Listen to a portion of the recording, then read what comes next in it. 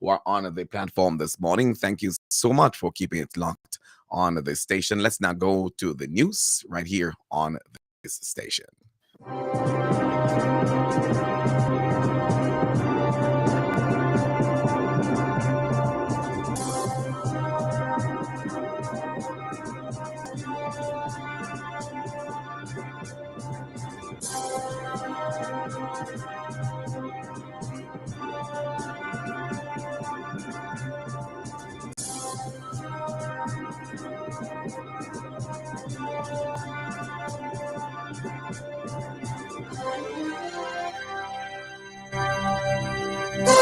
Good morning and welcome to our platforms, nrpmediaja.com, also Facebook and YouTube at nrpmediaja. It's Tuesday, January 16, 2024. I am Leon Nash with the NRP Break of Day Newscast. Here are the headlines. Police Federation Chairman Corporal Ron James back in court today for an in-person hearing. WPM urges the persons to desist from illegal burning at the retirement disposal site in St. James. PNP refutes what it says are Prime Minister Holness's baseless assertions inheriting a declining economy. Total ban on corporal punishment being considered by the government. And in sport, all teams in the Portland FA Western Union Major League now sharing the points ahead of upcoming matchups. The news today comes to you courtesy of NRP Radio, reaching you where you are. There are no boundaries, no limitations whatsoever. Celebrating 3 years since our inception, the NRP brand of radio and other social media platforms on NRP Media JA is your newest online platform accessible for the promotion of your church and community activities along with news and sports related information. It's the platform you have been longing for. So call us today at 876-336-9928 or email us at nationalreligiousmedia@gmail.com. NRP Media and Radio, reaching you where you are. No boundaries, no limitations. Now for the details of the newscast. Chairman of the Police Federation, Corporal Ron James, is expected back in the Court of Appeal today for an in-person hearing. Corporal James, who is represented by Attorney at Law Hugh Wildman, filed an application in December 2023 in the Supreme Court seeking to have Assistant Commissioner of Police Andrew Lewis committed to prison for failing to comply with a court order. James has stated in his affidavit that Lewis has failed to comply with a November 17 Supreme Court order that he be immediately reinstated to his job with full pay. NRP News understands that despite that December court order, the JCF has not yet restored the Federation's chairman regular salaries, though he has been back on the job since November last year. Our newsroom has also learned that in addition to not paying the regular salaries of Corporal James, the JCF, through the Court of Appeal, is now seeking to overturn the decision of the lower court.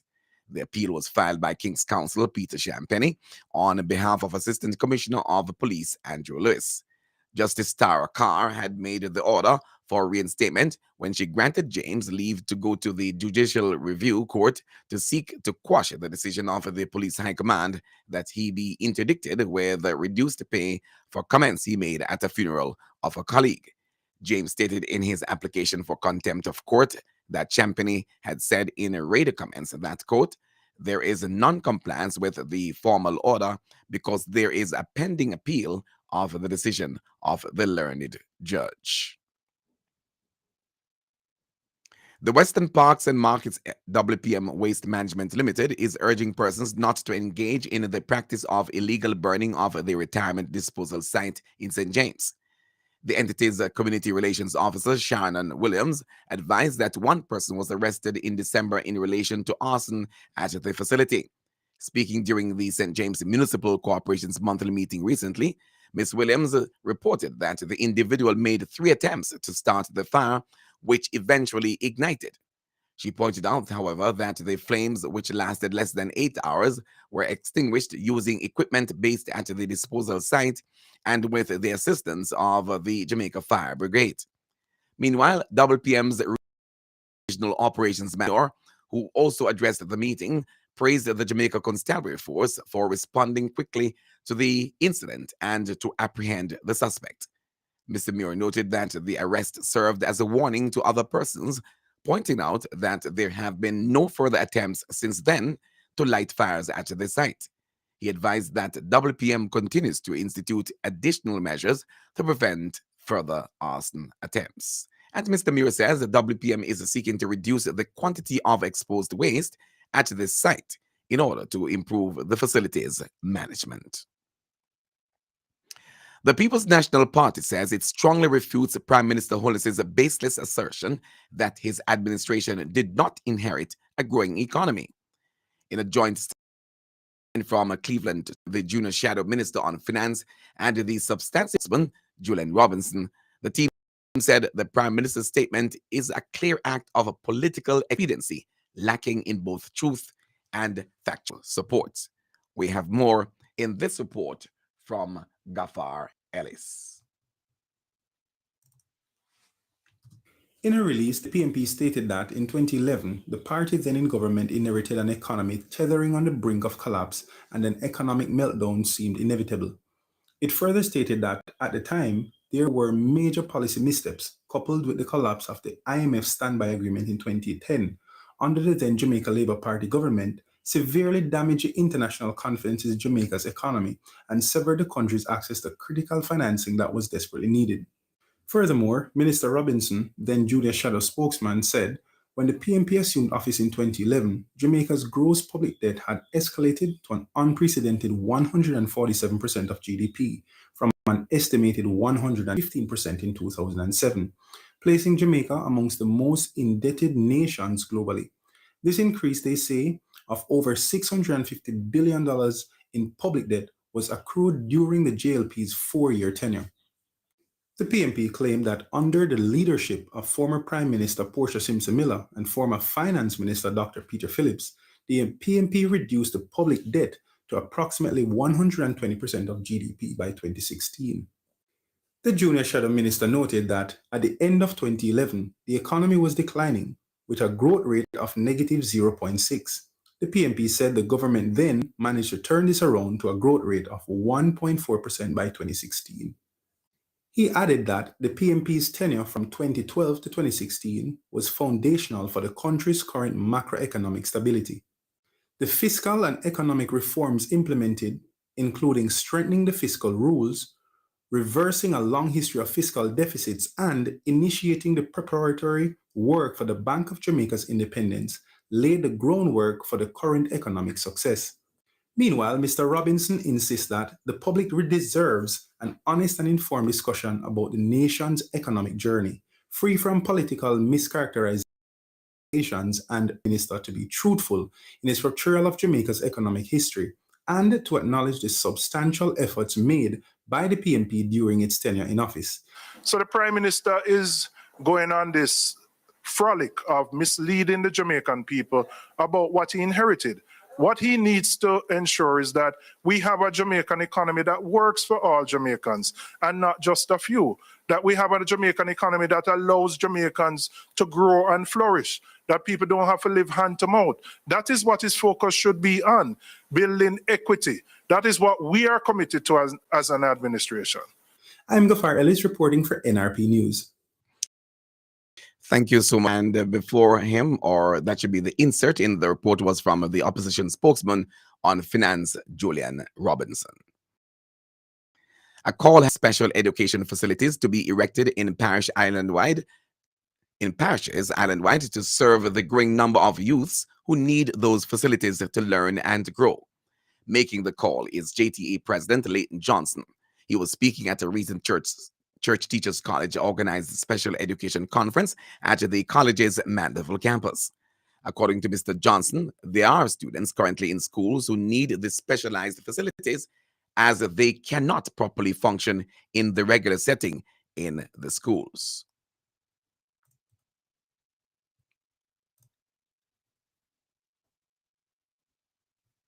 There are still parishes in our country that do not have special education facilities. There are still families who have to hide individuals and members of their families who suffer from some special education need and do not have the ability to fund or access same. There is the need for additional assessment centers to improve our country's ability to diagnose and provide prescription for treatment of our children. And Mr. Johnson reminded that an integral part of the teaching and learning process are the teachers, who also need the necessary support.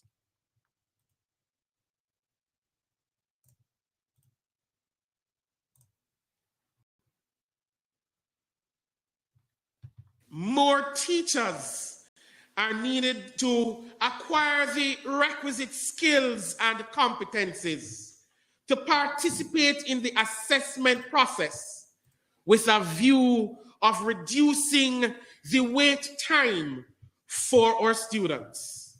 Special education requires immediate attention.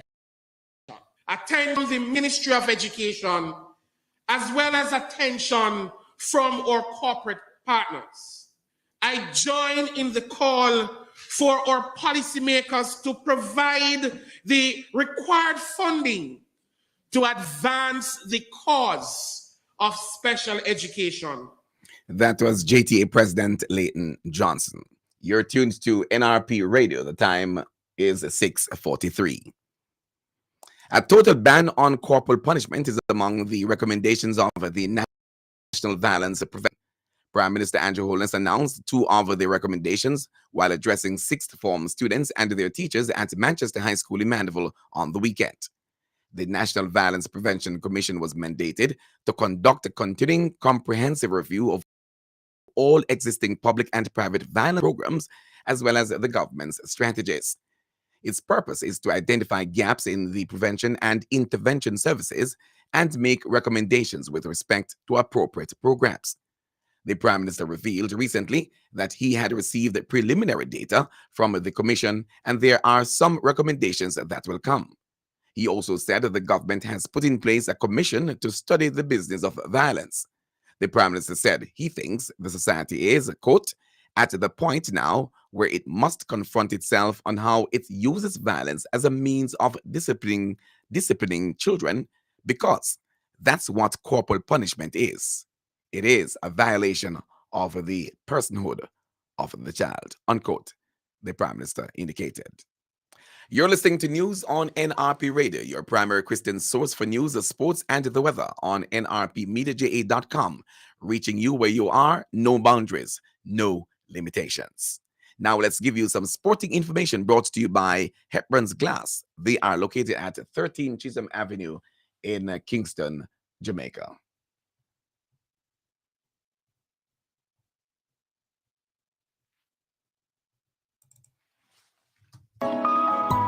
Hepburn's Glass Supplies is the latest trend-setting supplier of glass and mirrors in the industry. We specialize in tinted and clear glasses, as well as mirrors for all your windows, doors, and closets at very competitive prices. To maximize your shopping experience, we stock 316 and 1/8 mirror thickness and 316 and quarter thickness in our entire stock of float glasses. We have in stock gloves, cutters, and suction cups at unbeatable prices. Our customer service is second to none, with same-day cutting for your specific measurements. Visit our office at 13 Chisholm Avenue, Kingston 13. Call us at 908-0962 or email hepburn.glass@gmail.com. Hepburn's Glass. Quality service is our priority.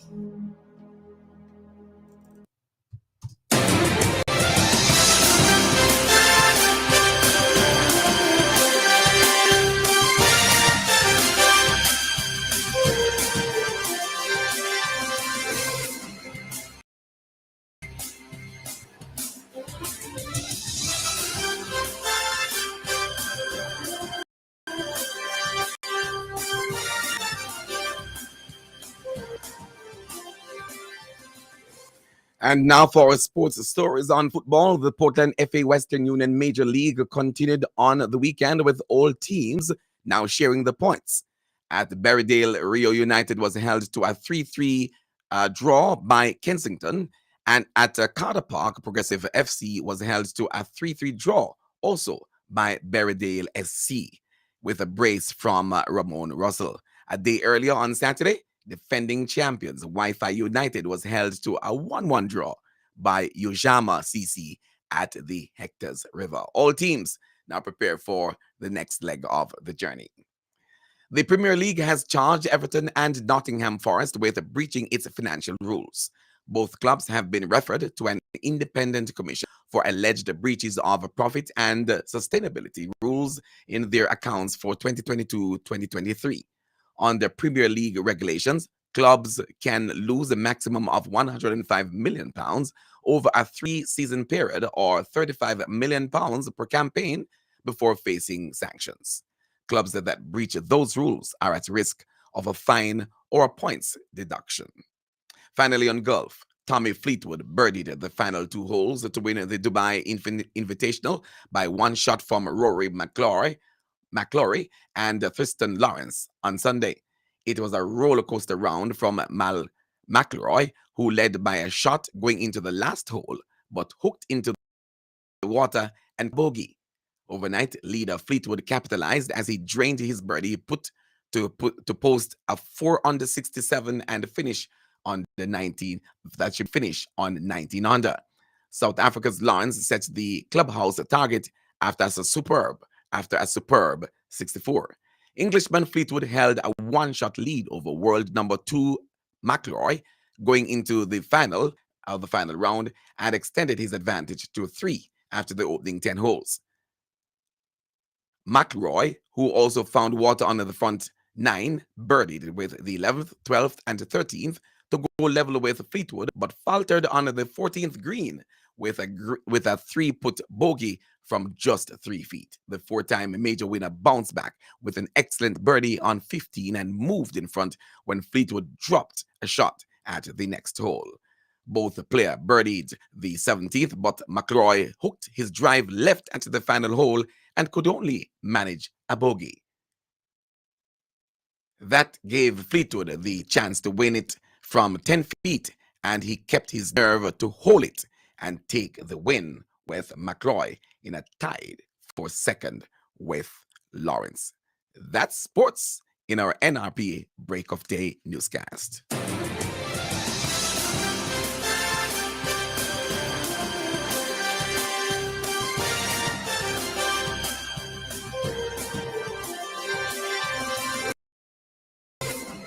Of course, the NRP Break of Day newscast and the sports segment brought to you by Hepburn's Glass, located at 13 Chisholm Avenue in Kingston, Jamaica. We promise to bring you a good news story as often as we can. If you know of or are aware of any event or person whose good story we should highlight, please send this information to our email address at National Religious Media JA. That's National Religious Media JA at gmail.com, or call 876-336-9928. So that's 876-336-9928. With that, we've come to the end of the local news and sports. Now for the international news, courtesy of the VOA. This is VOA News. I'm Tommy McNeil.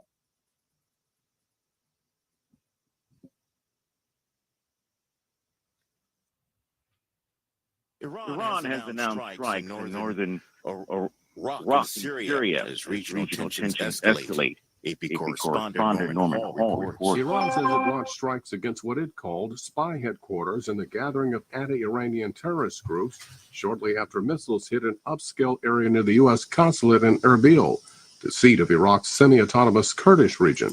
The Kurdish regional government said in a statement that 4 civilians were killed and 6 injured in the strikes. A statement from Iran's Revolutionary Guards on state media said it had struck terrorist operations, including Islamic State targets in Syria. Another statement claimed that it had hit headquarters of Mossad, the Israeli intelligence agency, in the Kurdish region of Iraq. A U.S. official said no U.S. facilities were struck or damaged in the attacks. I'm Norman Hall. Meanwhile, a spokesperson from the Iran-backed Yemeni Houthi movement says they targeted a U.S. ship in the Gulf of Aden. VOA's Rick Pantaleo. Houthi military spokesman Yahya Sarria said all U.S. and British ships and in the aggression against Yemen would be target the group. The Yemeni armed forces consider all American and British warships and vessels participating in the aggression against our country as hostile targets within the banks of targets of our forces. Earlier in the day, the U.S. military said an anti-ship ballistic missile fired by Houthi militants struck a Marshall Islands flagged U.S.-owned and operated container ship. No injuries or damage were reported. Rick Pantaleo, VOA News. More at voanews.com. This is VOA News. Thank you so much for listening there to the latest from the Voice of America as we continue with our newscast right here on NRP Radio and NRP Media. Let's now move on out to give you some information from the National Meteorological Service as supplied to us by them for this morning.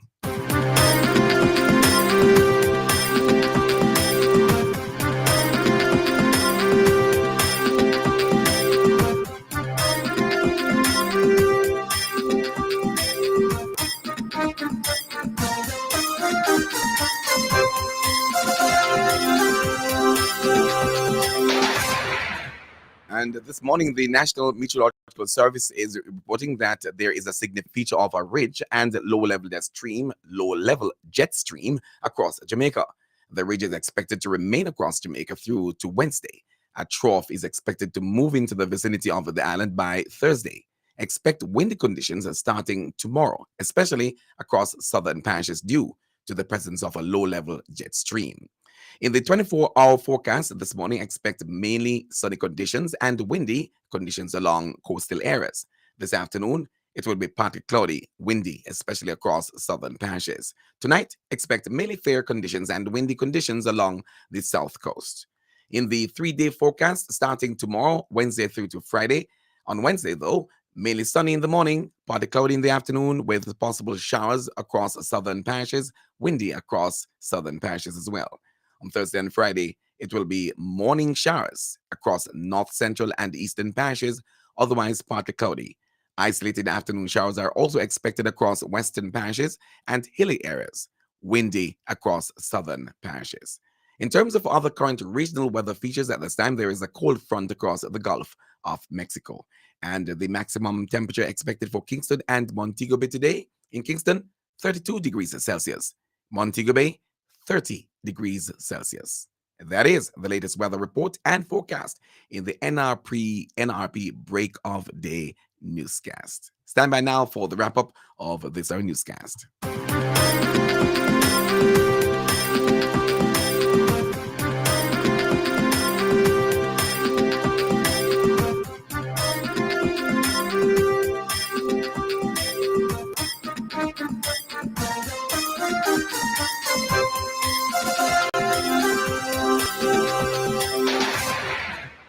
And with that, we've come to the end of our newscast for this morning. But before we go, the headlines once again.